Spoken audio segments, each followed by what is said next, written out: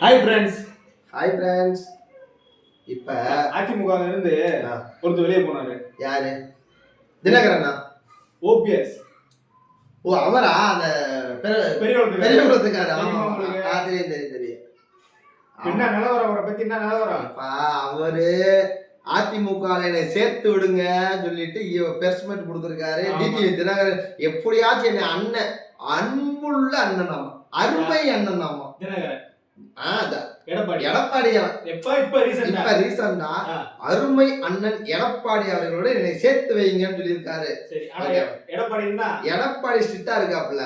என் கூட வராத, நீ என் கூட வராத, நீ தனியா வேணா பிஜேபி கூட ஜாயின் பண்ணிக்க, எனக்கு தேவையில்லைன்னு சொல்றாரு. ஏன்னா அவரு ஒரு நிலையில இருக்குல்ல,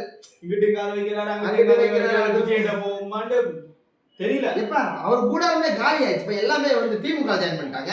போன வாரம் கூட வைத்திலிங்க எல்லாமே ஜாயின் பண்ணிட்டாங்க. சேர்ந்தோட என்னாச்சு? வைத்திலிங்க சொத்து முடக்கப்பட்டுச்சு.